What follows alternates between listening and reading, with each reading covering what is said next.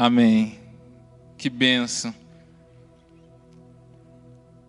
Eu estou muito feliz hoje de estar aqui com vocês. Estou muito feliz também de poder ministrar hoje a palavra, né? E hoje eu estou com a presença de alguém muito importante, né, para mim. Hoje é o primeiro culto da Bianca. Então a gente tem aí os nossos baby holy, né? E temos alguns aí. Hoje a Bianca está estreando. Então, se você escutar um barulho aí, é porque ela já está dando glória a Deus aqui, tá bom? Fica tranquilo, mas é bom demais hoje estar aqui com a Jaque, com ela. A gente está aqui cultuando em família, né? Porque o culto holy é culto jovem, mas é culto da família também. Amém? É isso aí, é um culto geracional. E eu te convido hoje a abrir a sua Bíblia no livro de Josué.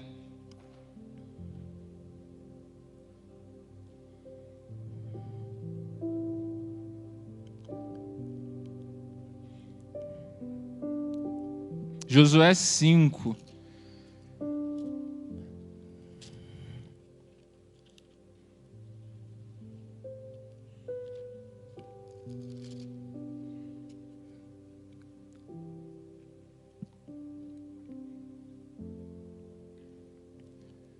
A gente vai ler aí todo o capítulo 5 e 2 versículos do 6 ainda.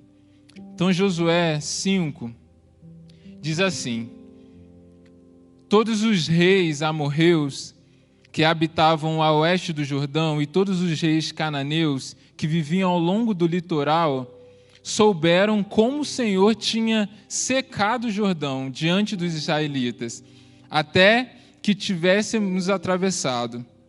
Por isso, desanimaram-se e perderam a coragem de enfrentar os israelitas.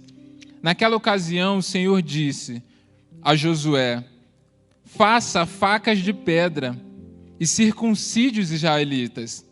Josué fez facas de pedra e circuncidou os israelitas em Gibeate-Aralote. Ele fez isso porque todos os homens aptos para a guerra morreram no deserto, depois de terem saído do Egito. Todos os que saíram haviam sido circuncidados, mas todos os que nasceram no deserto, no caminho depois da saída do Egito, não passaram pela circuncisão. Os israelitas andaram 40 anos pelo deserto, até que todos os guerreiros que tinham saído do Egito morressem, visto que não tinham obedecido ao Senhor, pois o Senhor lhes havia jurado que não veriam a terra que prometera aos seus antepassados que nos daria, terra onde há leite e mel com fartura. Assim, em lugar deles, colocou seus filhos, e estes foram os que Josué circuncidou. Ainda estavam incircuncisos, porque não tinham sido circuncidados durante a viagem. E, depois que a nação inteira foi circuncidada, eles ficaram onde estavam, no acampamento, até se recuperarem. Então o Senhor disse a Josué: hoje removi de vocês a humilhação sofrida no Egito. Por isso, até hoje, o lugar se chama Gilgal.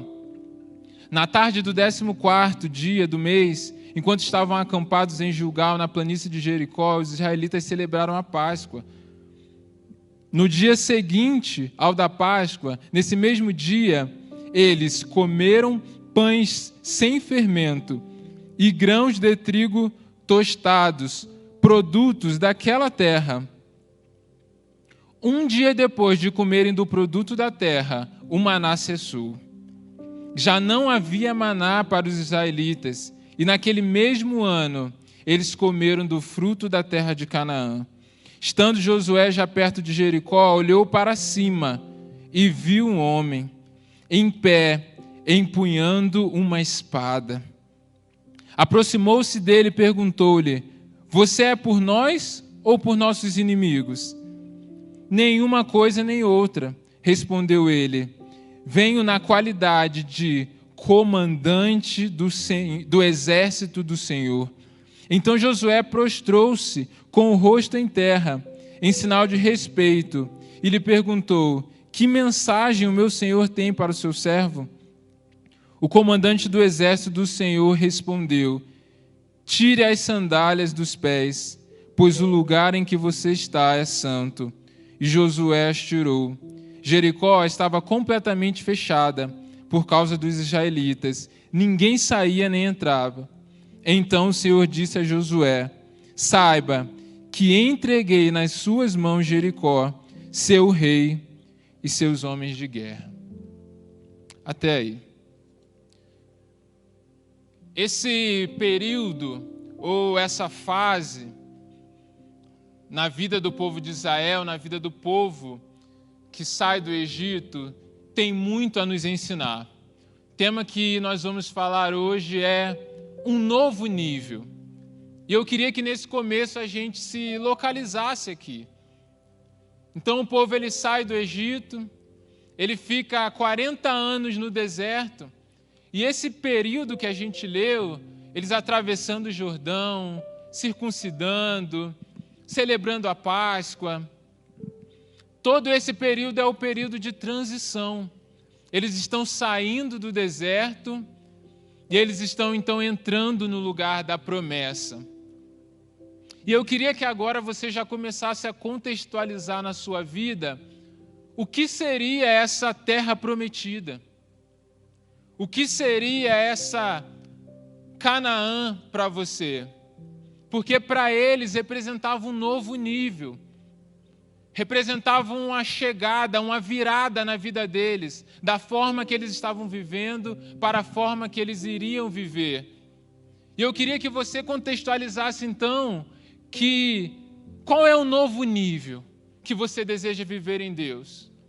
Quais são as áreas da sua vida que você pensa, Senhor, eu quero viver um nível maior, eu quero ir além, eu quero mudar de patamar, eu estou vivendo numa realidade, mas o meu amanhã, o meu futuro, eu creio que o Senhor tem coisas novas para mim.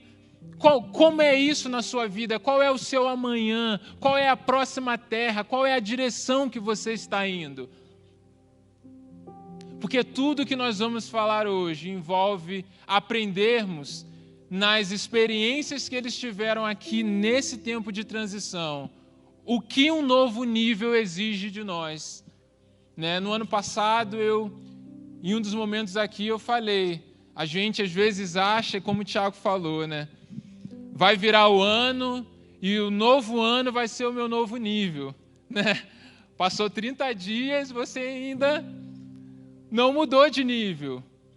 Passou já um mês e a minha vida está a mesma coisa, não mudou nada. Cadê aquela magia?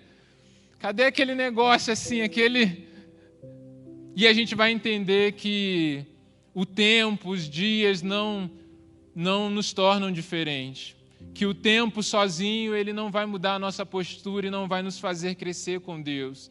Para que a gente decida, ou para que a gente viva de fato um novo nível, é necessário alguns posicionamentos com Deus. E é isso que nós vamos ver aqui hoje. Então vamos lá. Primeira coisa que me destaca aqui nesse texto, na vida desses homens, é que eles estão chegando, eles tinham acabado de viver um milagre, que é secar o Jordão e eles passarem. Quando eles passam o Jordão, o texto que a gente leu vai dizer que os povos, as nações daquele lugar já ficaram com medo. Por quê? Porque sabiam, se secou o Jordão, o Deus desses caras é poderoso mesmo. Eles vão chegar aqui destruindo tudo já. Aí fecha Jericó, não entra ninguém, não sai ninguém, vamos ficar aqui no nosso cantinho. Foi isso que eles fizeram. E pensa assim, se fosse a gente lá naquele lugar, Tá vindo do deserto, tá conhecendo a terra nova, a terra da promessa. E talvez, vendo que os adversários, estão amedrontados, estão se escondendo, talvez a gente pudesse pensar assim, vamos atacar. Tiago? Chegamos, Deus já fez um milagre, tá favorável, vamos invadir mesmo, vamos sair conquistando. Mas aí, antes de eles avançarem, Deus diz assim: pare aí e façam a circuncisão. O que Deus está falando? Parem aí, porque vocês precisam renovar a aliança comigo. E a circuncisão não era algo fácil. Era uma cirurgia, e Deus fala: faça uma faca de pedra, né? E era uma cirurgia feita no prepúcio do órgão genital masculino. Então você pensa, a dor que aqueles caras iam sentir, não tinha nenhum guerreiro, porque todos eles morreram no deserto. E os humores eram o quê? De guerra. Então, tudo dizia que aquela não era uma boa estratégia.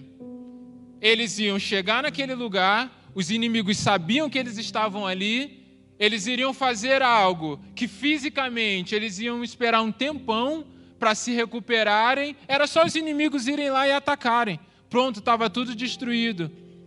Mas mesmo assim, Deus ele faz questão: renovem a aliança comigo de circuncisão, porque eles iam entrar, iam conquistar vilas, iam ter fazendas, e Deus não queria que eles se dispersassem entre os povos, que eles se misturassem. É uma forma de eles terem a convicção, a aliança renovada, de que eles estavam ali no nome do Senhor e que o estilo de vida, a cultura deles, seriam a cultura guiada por Deus. Então, a primeira coisa que a gente aprende aqui, para vivermos um novo nível com Deus, é: assuma um compromisso de obediência. Assuma um compromisso de obedecer a Deus. Muitas vezes Deus ele nos direciona coisas, Ele tem propósito para as nossas vidas, Ele quer que a gente cresça, que a gente alcance níveis maiores. Mas muitas vezes nós não conseguimos alcançar nesse nível, porque nós ainda não estamos dispostos e entregues a Ele de todo o coração. E muitas vezes nós não conseguimos avançar no nível, porque nós confiamos mais nas nossas estratégias do que no direcionamento de Deus.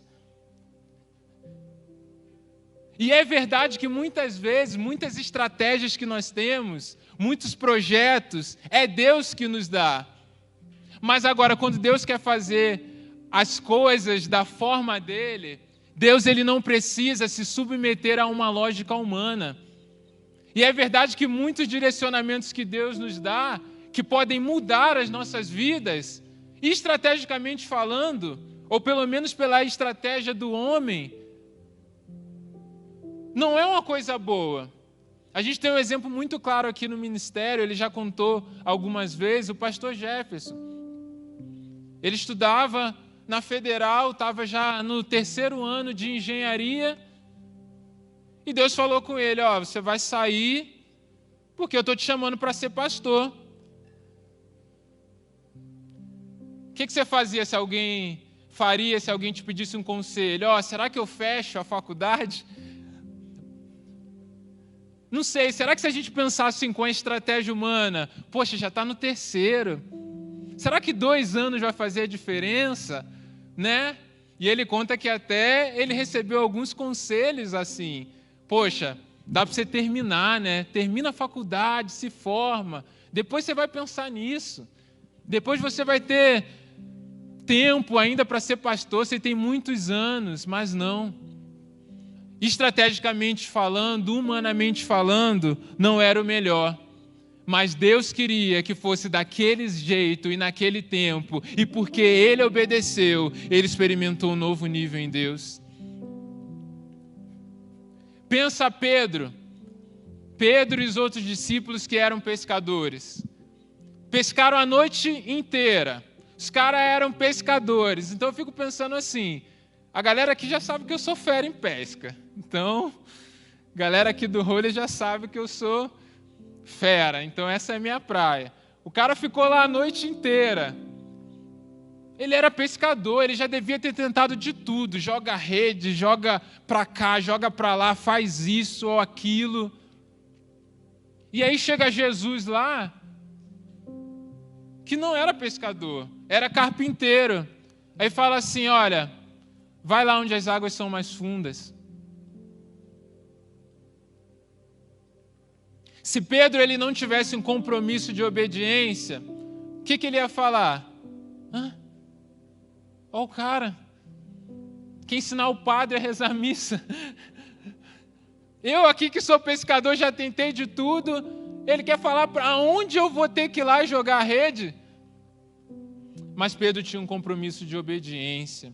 E ele diz assim, olha, eu tentei a noite toda, mas sobre tua palavra eu vou jogar. E ele viveu uma experiência sobrenatural, uma pesca maravilhosa, num nível que ele nunca tinha vivido antes. Por quê? Porque ele decidiu seguir a uma palavra. Então, quer viver um novo nível com Deus? Não siga os seus próprios argumentos, não siga o seu próprio coração, não se limite apenas à sua estratégia humana, daquilo que você acha que dá certo, daquilo que você acha que não dá certo. Não, coloque o seu coração diante de Deus, ore e peça a resposta a Ele, porque Ele pode falar com você e quando Deus fala, Ele mesmo sustenta. O povo estava acostumado com os sinais. Tem lá no deserto a nuvem vai para lá, eu vou, a nuvem vem para cá, eu vou. Mas aqui não tinha mais a nuvem. Aqui eles precisavam ter uma vida de intimidade com Deus, ouvir o que Deus está falando. E mesmo que os sinais diziam o contrário, eles seguiam a vontade de Deus e por isso eles foram felizes na transição para viver um novo nível com Deus. Você quer viver um novo nível com Deus? Mas ainda nesse compromisso com Deus, eu queria falar um pouco mais sobre essa questão da circuncisão. Queria que você abrisse em Colossenses 2.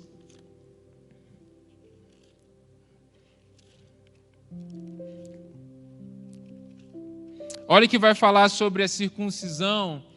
Às vezes é difícil a gente entender o que isso significa para nós hoje. Mas em Colossenses 2, versículo 11 em diante, vai nos esclarecer um pouquinho melhor.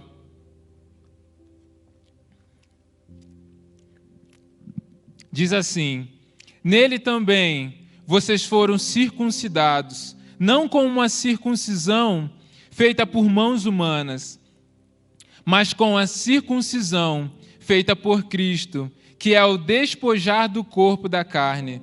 Isso aconteceu quando vocês foram sepultados com Ele no batismo, e com Ele foram ressuscitados mediante a fé no poder de Deus, que o ressuscitou dentre os mortos.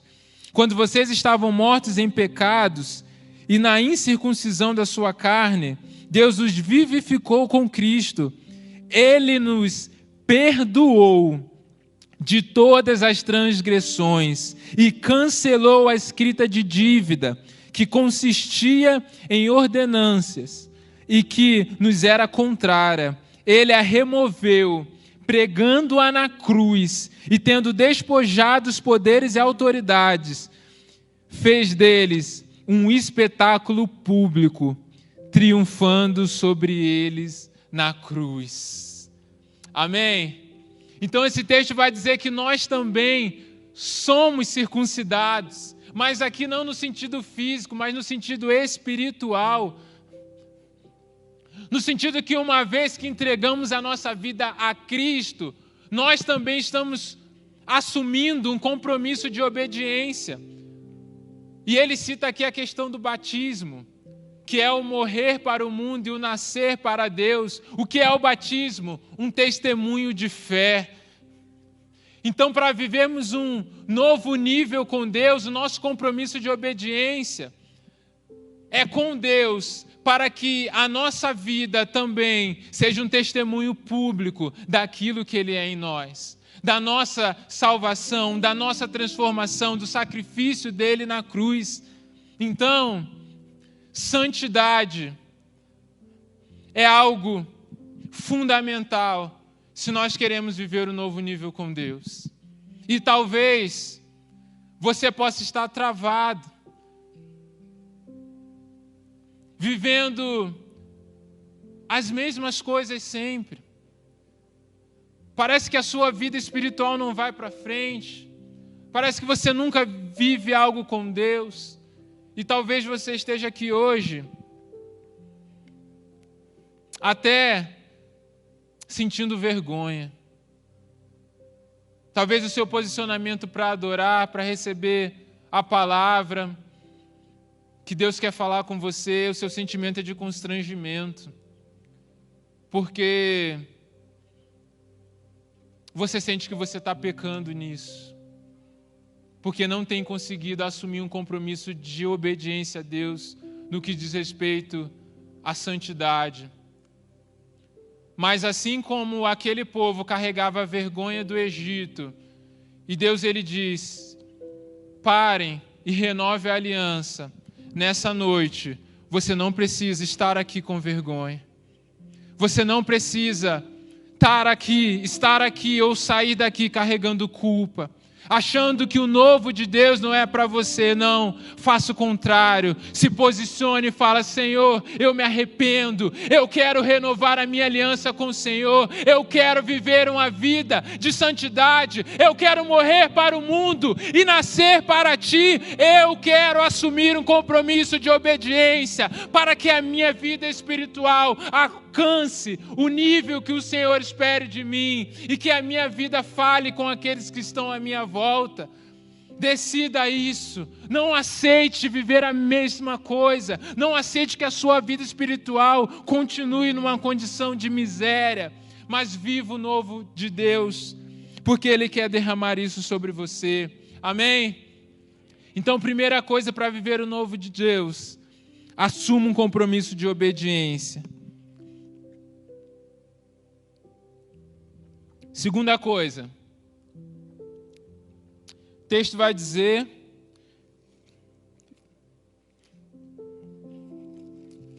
vou até abrir aqui de novo, que eu quero ler com você. Diz assim, no dia seguinte ao da Páscoa, versículo 11 do capítulo 5 de Josué, nesse mesmo dia, eles comeram pães sem fermento e grãos de trigo tostados, produtos daquela terra. Diz, daquela terra. Um dia depois de comerem do produto da terra, o maná cessou. Digo, o maná cessou. Cara, o maná cessou. Eu não sei se você sabe o que era o maná, acredito que a maioria sabe, mas eu vou explicar, às vezes alguém não sabe. Mas o maná era a comida que caía do céu. O povo estava no deserto, saiu do Egito, o povo começou a reclamar que estavam com fome, e Deus ele faz uma aliança ali com o povo de que Ele ia suprir a parte de alimento. E Deus fala, olha, todo dia eu vou mandar essa comida vai cair aí no meio do arraial, vocês não precisam pegar para o outro dia. Vai cair todo dia, eu vou dar aí para vocês, e no dia que não vai cair, um dia não vai cair, mas no dia anterior eu vou mandar o dobro para vocês guardarem e dar para aquele dia também. Então, assim, todo dia tinha maná. O cara acordava e estava lá caindo. Pegava, comia. Acordava no outro dia, o cara não precisava trabalhar, não precisava fazer nada. Estava tudo pronto ali para ele, a comida. E tem mais ainda. Porque a gente pode pensar assim, teve uma galera que experimentou o maná, mas eles já vieram do Egito. Ou seja, eles já tinham comido outras coisas, já tinham vivido de uma maneira diferente. Mas quando uma geração morre no deserto, a outra geração, muitos deles, só conheciam o maná. Comida para eles era só o maná, era só isso. E aí pensa, de repente, eles chegam no lugar e aquela provisão sobrenatural, aquele milagre todo dia, eles não têm mais. Você já pensou se alguém contasse para você assim, olha, na minha casa todo dia cai lá uma comida de Deus de uma maneira sobrenatural lá na minha casa, eu não preciso fazer nada. O que você ia achar? Bom, eu ia achar, cara, esse cara é muito íntimo de Deus mesmo. Deus ama muito esse cara está vivendo assim, o ápice da vida com Deus. O cara está experimentando um milagre todo dia, de provisão, de cuidado de Deus. Mas quando eles chegam naquele lugar para viver um novo nível, o maná cessou. Mas o maná não cessou porque Deus parou de cuidar deles. O maná não cessou porque Deus estava abandonando aquele povo. O maná cessou porque para viver um novo nível com Deus, eu preciso ter uma vida de frutificação. Eles passaram a comer do fruto do seu próprio trabalho. Eu quero dizer para você, o maná é bom. Viver uma vida de milagres, uma vida de provisão sobrenatural é muito bom, mas eu quero dizer para você, o milagre não é o propósito. O maná não era o propósito. O maná era o alimento do deserto. O propósito era a terra prometida, a terra que mana leite e mel, a terra da frutificação. Só que às vezes nós achamos que o legal, o que é de Deus, é aquilo que acontece e a gente não coloca a mão, né? É tipo assim,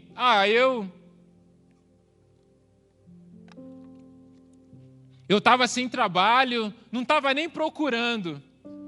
Mas aí um dia recebi um telefonema, alguém me chamando para uma entrevista e eu fui. Nossa, é de Deus mesmo, não estava nem procurando, né?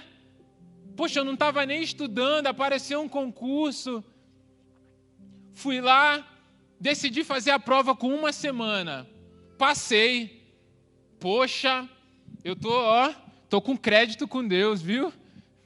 Sobrenatural, era de Deus mesmo.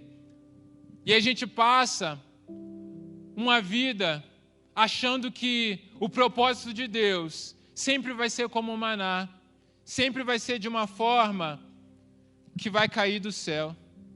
E muitas vezes nós estamos parados na nossa vida, impedidos de viver projetos maiores com Deus, porque nós ainda estamos como crianças, esperando tudo na boca, esperando tudo cair do céu, e nós não queremos pegar lá a enxada, ir lá arar a terra e plantar para que frutifique para as nossas vidas.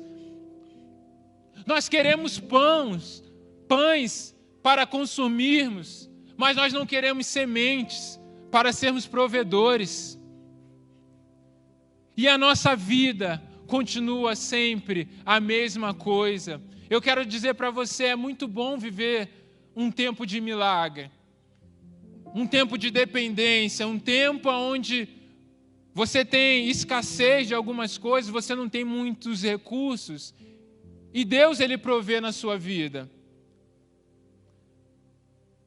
Mas a gente não pode viver assim para sempre. Então, quando você está, por exemplo, na sua casa, mora com seus pais, é assim, né?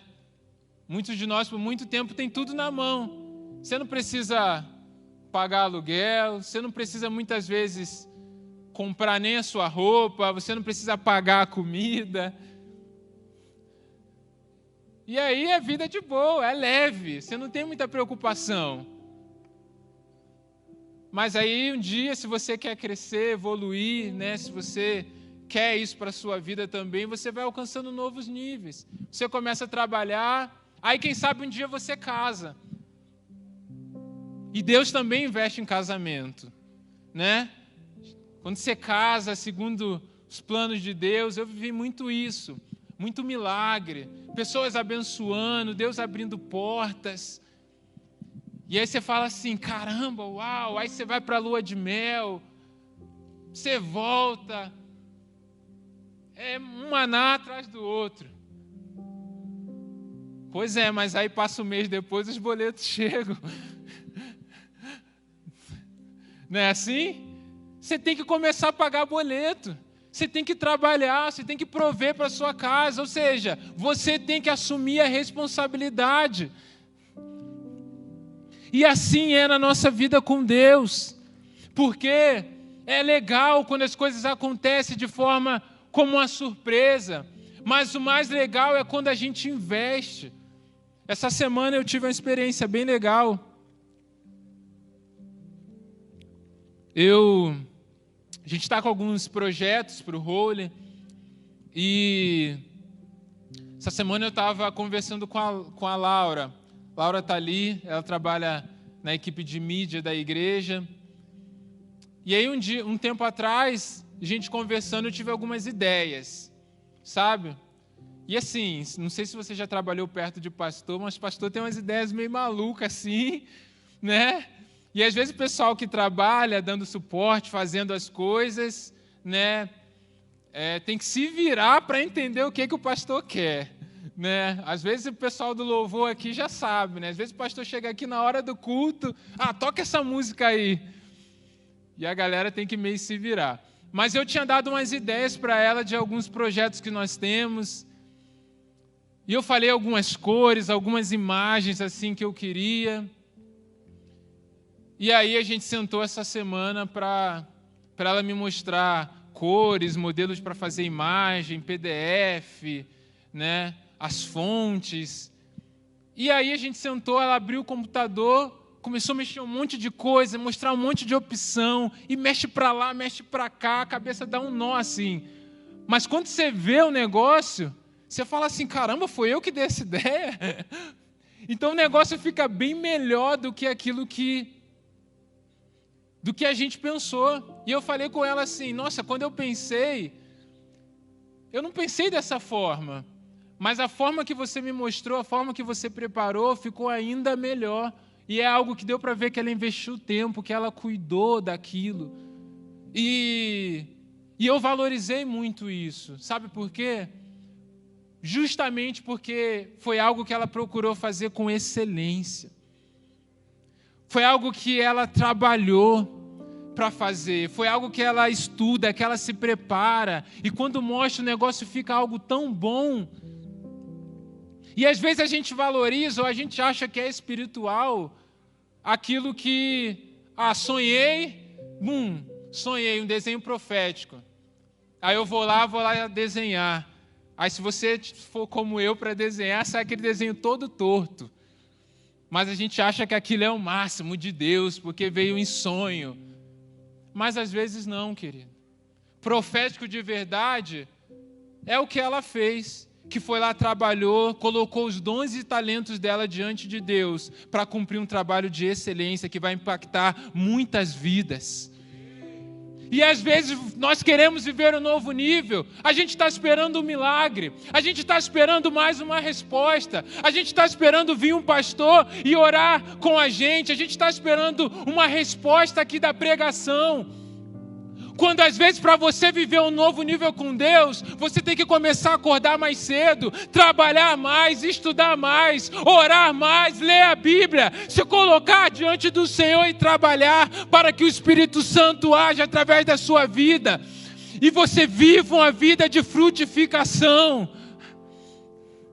Porque Deus não dá maná para quem já está em lugar que pode frutificar. Quando você chega na terra de frutificação, o maná cessa, porque Deus confia a você a responsabilidade. Não tem mais desculpa, porque Jesus nunca disse que o campo era ruim. Jesus diz, olhai e vei, a seara é grande, mas sabe o que falta? Falta trabalhadores para a seara. Faltam pessoas que estão com coragem de arregaçar a manga e falar assim, vamos lá. Se Deus fizer um milagre, se Deus agir de forma sobrenatural, tudo bem. Mas se não for dessa maneira, eu vou me dedicar eu vou investir a minha vida, o meu tempo nisso, porque o meu trabalho, o meu investimento também é uma atitude espiritual. Então, tenha uma vida de frutificação. É muito bom vivermos os milagres, vivermos a provisão sobrenatural, mas o novo nível com Deus não é quando o Espírito Santo faz tudo sozinho, mas é quando você se posiciona e o Espírito Santo age através da sua vida e da minha vida. Amém? Então, recapitulando, primeiro, assuma um compromisso de obediência. Segundo, tenha uma vida de frutificação. E agora a gente vai para o terceiro.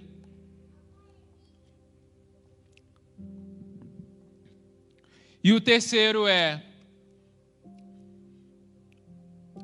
assuma um posicionamento de guerra.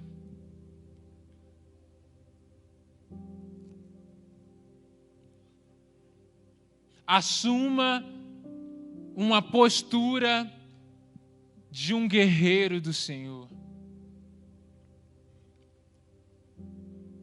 A antiga geração, a geração que saiu do Egito, a geração que atravessou o Mar Vermelho, eles chegaram diante da terra, prometida. 40 anos antes, houve uma geração que visualizaram essa mesma terra. Mas quando eles chegaram lá, eles viram que naquele lugar tinha gigantes, muitos gigantes.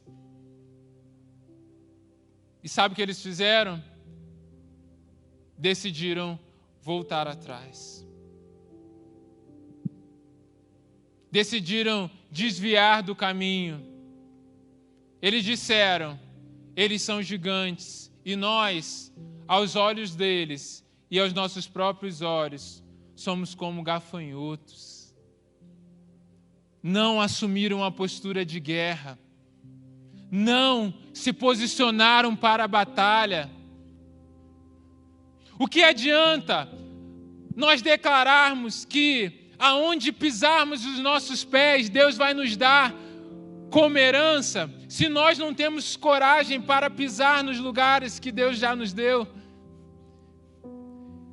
Então, se o que vamos tomar posse é o lugar que nós vamos colocar os nossos pés, nós precisamos andar nesses lugares. Nós precisamos ir, nos posicionarmos. E algo acontece quando eles chegam naquele lugar, quando eles se posicionam para a guerra, que eles encontram um grande guerreiro. E ele pergunta assim: Josué, você é por nós ou contra nós? E ele vai dizer: eu sou o Senhor dos exércitos. Eu sou o general do exército do Senhor. E aqui, ele pede para que ele tirasse as sandálias, porque o que acontece aqui é uma teofania, uma aparição pré-encarnada do próprio Jesus.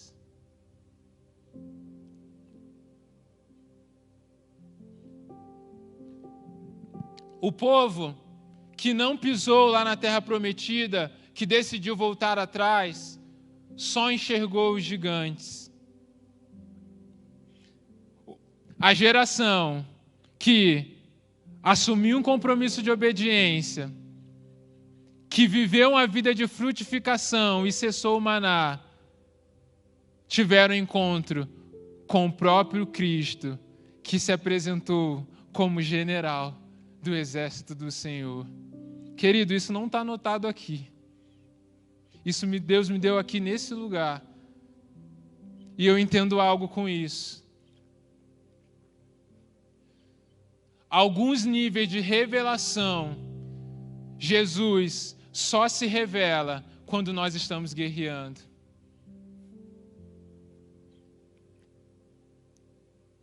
Você pode ter a sua vida no secreto, você pode ter o seu tempo de adoração, o seu tempo de contemplação, o seu tempo de busca. Mas esse Jesus, como um general do exército que vai à nossa frente, Ele quer se revelar quando nós nos posicionamos para a guerra. Porque se eu já atravessei o Jordão, porque se eu já fiz uma aliança, porque se o maná já cessou, não dá mais para voltar atrás, eu tenho que seguir. Agora, se vier gigante, eu vou. Agora, se vier cidades fortificadas, eu vou, porque não dá mais para voltar atrás. Ou a gente vai, ou a gente morre, mas para o deserto eu não volto mais, porque eu já decidi mudar de fase. Todo propósito de Deus, todo projeto de Deus vai exigir guerra, vai exigir luta, não seja ingênuo. Se Deus ele te chamar para você ser missionário lá no Caribe, para você evangelizar surfistas lá, você vai encontrar guerras, você vai encontrar lutas, porque a nossa guerra é espiritual. A nossa luta não é contra a carne, mas muitas vezes nós não mudamos de níveis porque somos ingênuos. Tomamos uma decisão hoje, e aí durante a nossa semana acontece uma luta, a gente fala assim, não é de Deus. Vem um desânimo, a gente fala, eu acho que não vai dar certo. Recebe uma palavra, essa pessoa me magoou, não quero mais.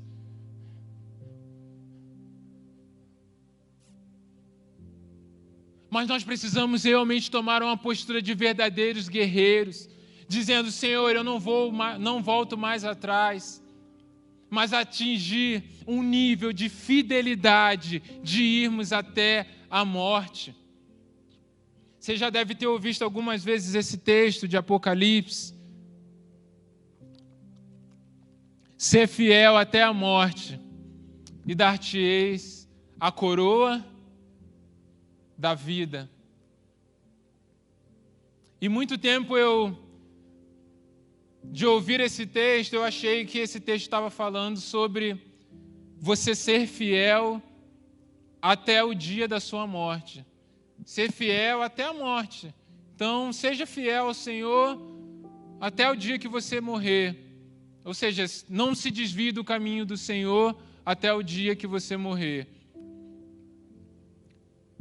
Mas depois, lendo direito, eu vi que é um pouco mais do que isso. É isso também e mais um pouco.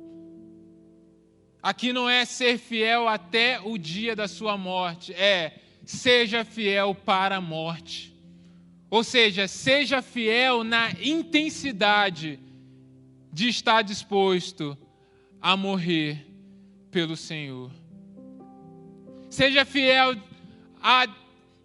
a ponto de que você ame ao Senhor e ame o propósito dele na sua vida, que você está disposto a perder as coisas que você mais gosta, os seus maiores prazeres, os seus maiores sonhos, porque você entende que vale a pena. E essa geração entendeu isso. Eles entraram na terra, eles assumiram um compromisso de obediência, eles viveram a vida de frutificação e eles assumiram a postura de guerra e venceram grandes batalhas aqui nesse lugar. Eu queria que você fechasse seus olhos. E que você refletisse por um tempo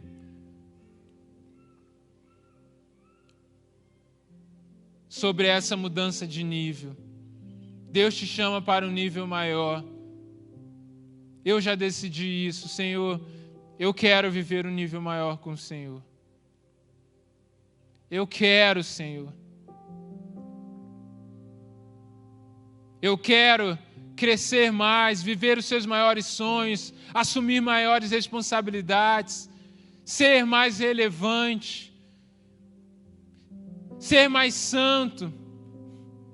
Eu quero vencer guerras maiores. Eu quero que a minha vida frutifique. Comece a declarar isso ao Senhor agora.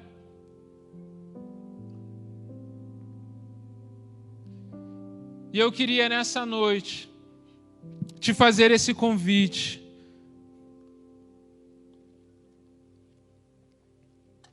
Você que entendeu que de fato precisa viver um novo nível com o Senhor, que em alguns desses pontos Deus falou com você, olha, é nessa área que você precisa vencer para sair do deserto e possuir o lugar da promessa. Se você deseja isso, eu queria que aí no lugar que você está, que você ficasse de pé, tomando um posicionamento com o Senhor, dizendo, Senhor, eu quero. Não vai passar de hoje, Pai. Eu não vou passar nem mais um dia de um posicionamento verdadeiro contigo. Eu não vou deixar passar nem mais uma hora sem me acertar com o Senhor em renovar essa aliança e, de fato, pisar nos lugares que o Senhor planejou para mim. Se você deseja de fato viver isso, fique no seu lugar. E o Ministério de Louvor vai cantar uma música. Nós vamos adorar o Senhor.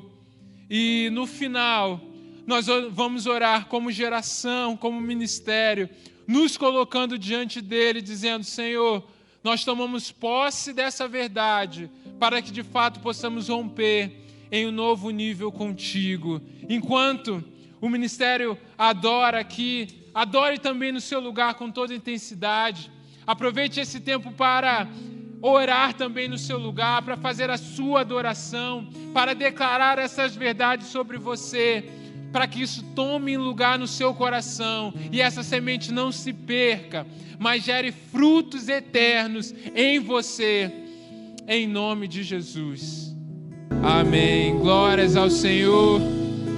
Pai, nós te exaltamos mais uma vez e concordamos, Pai, que queremos viver um novo nível contigo, Pai.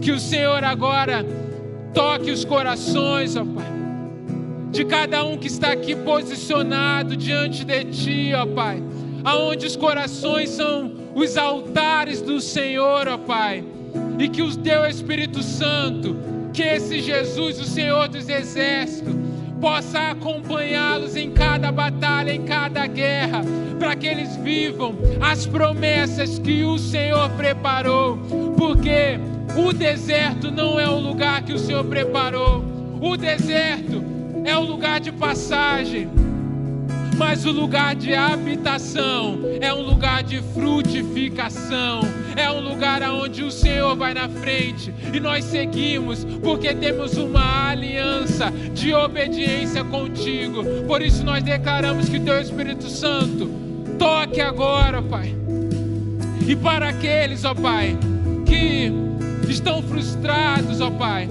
que não têm conseguido vencer a luta contra o pecado, estão se sentindo culpados, ó Pai, com vergonha, Pai, que o Teu Espírito Santo sopre agora o arrependimento, Pai, que eles rasguem o coração agora diante do Senhor, em um posicionamento de uma vida nova, uma vida consagrada ao Senhor, uma vida santa, conforme o Senhor deseja, Pai, que eles vivam aquilo que o Senhor preparou. Assim nós declaramos, Pai, e que o amor de Deus Pai, que a graça salvadora de Jesus Cristo e que as consolações de Teu Espírito Santo seja sobre todos que estão aqui, ó Pai, em nome de Jesus. Amém. Amém. Glórias ao Senhor. Amém. Você pode aplaudir ao Senhor. Você pode exaltar a Ele, declarar quem Ele é. Amém. Glórias a Deus. Que você saia daqui nessa noite pronto para experimentar níveis ainda maiores com o Senhor. Nós já estamos encerrando o nosso culto. Você que está aqui pode se assentar por um tempo. Você que está na sua casa, que Deus te abençoe, que Deus te guarde, que essa palavra penetre ao seu coração e que você tenha um fim de semana abençoado, um domingo também consagrado ao Senhor, em nome de Jesus.